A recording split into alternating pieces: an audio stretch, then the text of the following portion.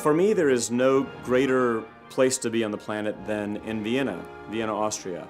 Those great capitals of the musical world. We think of Vienna, we think of Leipzig, we think of Paris. Leipzig and Vienna I mentioned on purpose for the concert we're going to do on Thursday night. There is a great celebration of music that was either created in or premiered in these two cities. We open the concert with Bach's Prelude and Fugue on Saint Anne, the tune Saint Anne. You probably hear this word and you think, oh, they're opening with an organ piece. That is indeed correct, that the Prelude and Fugue on Saint Anne is one of the great organ works. But in the early 20th century, Arnold Schoenberg took the Saint Anne organ Prelude and Fugue and reworked it for full orchestra. This is, by the way, Arnold Schoenberg before he invented something called the 12-tone system of composition.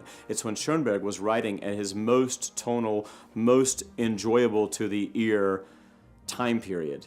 You are going to be amazed how one full orchestra sounds like one incredible pipe organ.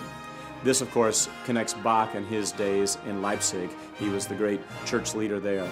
Right after that piece, we perform a work by Beethoven. Beethoven was born in Bonn, Germany, lived most of his life in Vienna, Austria. He wrote 5 piano concertos. Many feel and believe that the pinnacle of those 5 is the 5th. It's known as the Emperor Concerto, which was premiered at the Gewandhaus Leipzig. So another nice connection between these two world-leading cities. And speaking of world-leading, we have a world-leading pianist playing the Beethoven Emperor Concerto.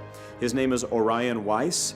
He is already well known and beloved here in the Valley. He's performed on Arizona Music Fest chamber concerts before. I've had the great honor and privilege of working with Orion many times around the country, having done many great concertos. Most recently, he was my guest with the Chicago Symphony in the summer of 2014. He is a world-class pianist, and you are going to be so excited to see and hear him play the Beethoven. The second half of the concert is all Viennese. It's really a love letter to Vienna. I spent a lot of time in my youth in Vienna. In fact, my junior year of college, I studied in Vienna, and after graduate school, I went back and worked in Austria, in Linz, Austria, which is about an hour and a half, 2 hours from Vienna, but I tell you, I made the trip to Vienna as often as possible.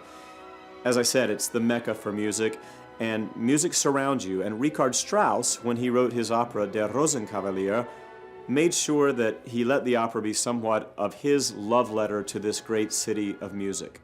Now, instead of giving you the entire opera Rosenkavalier, which I believe is maybe the most perfect opera ever written, we have moved the music from Rosenkavalier into what basically becomes a Richard Strauss tone poem.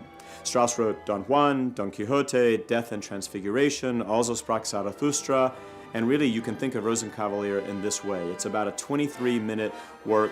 It's a romp for the orchestra. It features that most Viennese of rhythms, the Viennese waltz, and it shows the true power and color of a symphony orchestra that can play at this level. Of course, there would be no way to celebrate Vienna without celebrating the waltz king, the king of the waltz being the other Strauss, not Richard Strauss, but Johann Strauss Jr.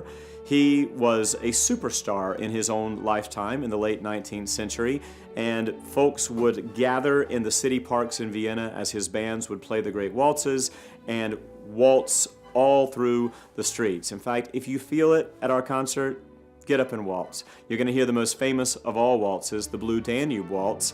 And if you know only the famous opening theme, I will say you're in for a treat. It isn't a short waltz. It's about 11 minutes long and incredibly beautiful and powerful music. Come to the concert. We may even have another musical surprise for you. See you there.